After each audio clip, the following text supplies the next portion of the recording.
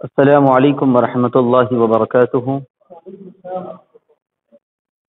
مولاي صل وسلم دائما ابدا على حبيبك خير الخلق كلهم يا ربي بالمصطفى بلغ مقاصدنا واغفر لنا ما مضى يا واسع الكرم۔ محترم ناظرین کرام، یکم محرم الحرام، یوم شہادت، یوم وصال خلیفہ دوم، خلیفہ راشد امیر المؤمنین حضرت سیدنا عمر بن خطاب رضی اللہ تعالی عنہ کے مناسبت سے سیدنا عمر رضی اللہ تعالی عنہ کے کارنامے اور آپ کی خدمات کے حوالے سے کچھ باتیں پیش کرنے کی سعادت حاصل کی جا رہی ہے۔ سیدنا عمر رضی اللہ تعالی عنہ کے اسلام قبول فرمانے سے پہلے نبی رحمت راحت کونین صلی اللہ تعالی علیہ وسلم نے اللہ رب العزت کی بارگاہ میں دعا فرمائی، اللہم اعز الاسلام بابی جہل او بعمر بن الخطاب، کہ اللہ اسلام کو ابو جہل بن ہشام یا عمر بن خطاب کے ذریعے سے عظمت عطا فرما، عزت عطا فرما۔ تو رب کریم نے دعائے مصطفیٰ کو حضرت عمر بن خطاب کے حق میں قبول فرمایا۔ اس حدیث مبارکہ کی روشنی سے اس بات کا پتہ چلتا ہے کہ حضرت عمر رضی اللہ تعالی عنہ کہ جن کے لیے رسول کریم دعا فرما رہے ہیں، یہ نگاہ مصطفیٰ کا انتخاب ہے،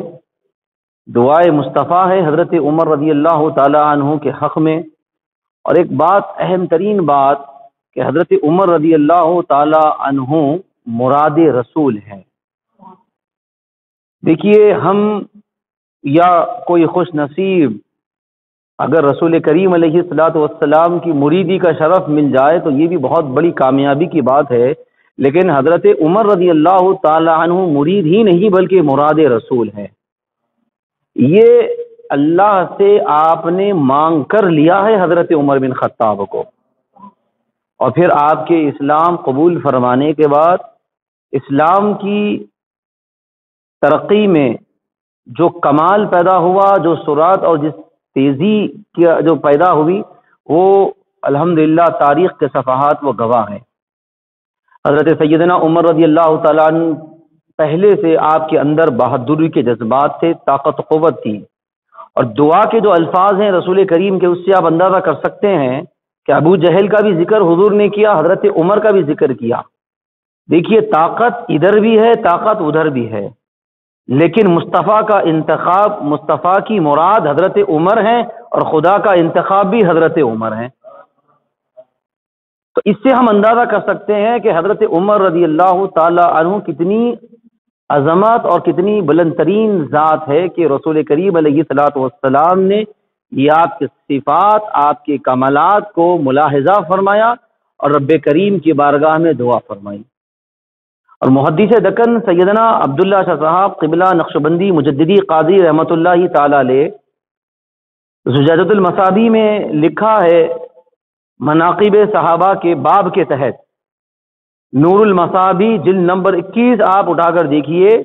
جسے شعبہ تحقیقات اسلامیہ جامع نظامیہ نے شائع کیا، اور عمدۃ المحدثین اشرف العلماء حضرت العلامہ مولانا محمد خواجہ شریف صاحب قبلہ رحمۃ اللہ تعالی علیہ شیخ الحدیث جامع نظامیہ نے جو اس کی ان حاشیوں کا جو آپ نے ترجمہ فرمایا، اس میں محدث دکن رحمۃ اللہ تعالی علیہ کے وہ تحریروں کو آپ نے اس انداز سے اجاگر فرمایا کہ حضرت عمر رضی اللہ تعالیٰ اسلام قبول کرنے سے ایک رات پہلے، یہ پہلو بھی بیان کیا جاتا ہے، ایک رات پہلے جب آپ نے سورہ طٰہٰ کی ابتدائی آیات کو سماعت کیا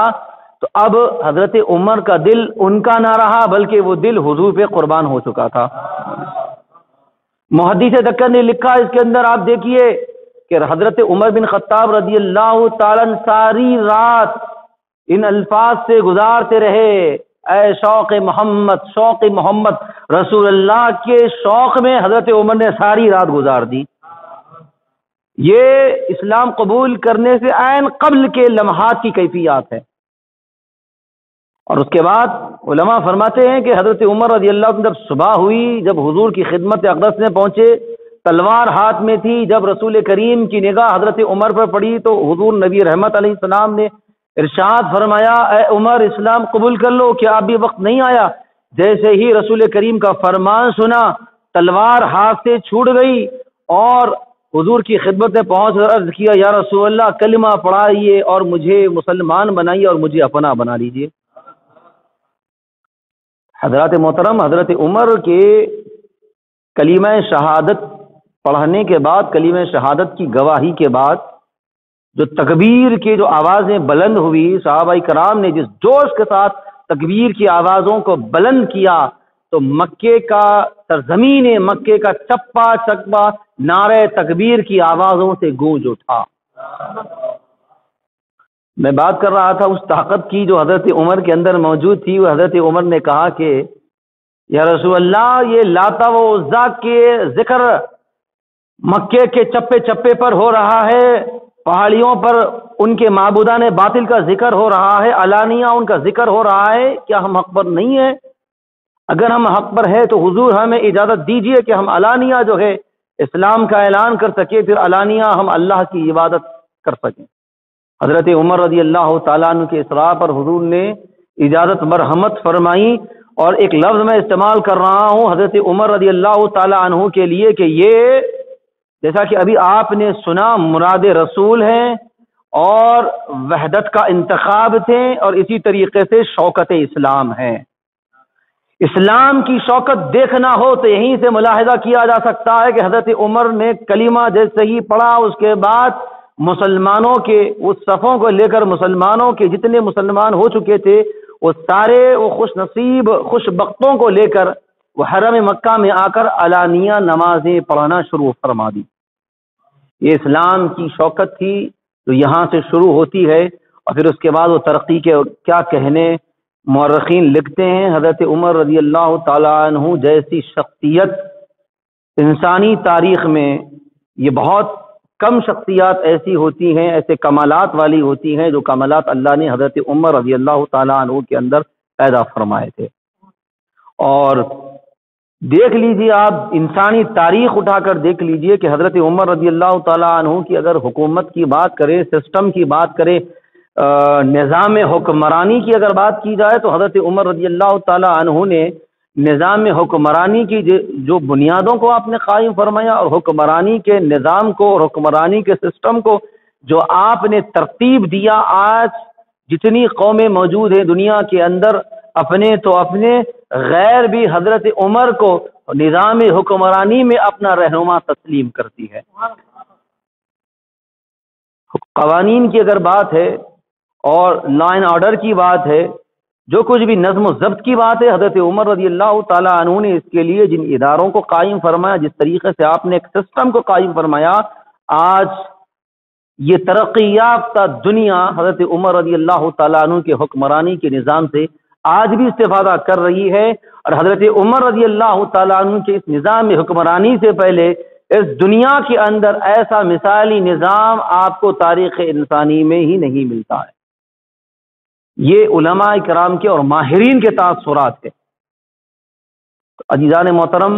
یوم وصال سیدنا عمر رضی اللہ تعالیٰ عنہ کے حوالے سے میں مختصراً کچھ باتیں آپ کی خدمت میں عرض کیا تھا۔ جس طریقے سے حضرت عمر رضی اللہ تعالیٰ عنہ کے یوم شہادت سن اسلامی سن ہجری کی شروعات میں آپ کا یوم شہادت ہے، بالکل پہلی تاریخ کو آپ کا یوم وصال ہے، یوم شہادت ہے۔ تو یہ آپ کی شہادت ہم کو پیغام دے رہی ہے کہ اسلام کو ضرورت ہے، آج ہر ایمان والے کی ذمہ داری ہے کہ اسلام کے لیے بڑی سے بڑی قربانی کے لیے اپنے آپ کو آگے لائیں، اپنے آپ کو پیش کرے۔ رب کریم سے دعا ہے مولا رب کریم ہم سب کو سیدنا عمر رضی اللہ تعالی عنہ کے اس یوم شہادت کی مناسبت سے جو ذکر خیر کیا گیا ہے، اس ذکر خیر کو ہم سما کے حق میں قبول فرمائیں، اور ذکر خیر کو ہم سب کے حق میں نجات کا ذریعہ بنائیں۔ وآخر دعوانا الحمد للہ رب العالمین۔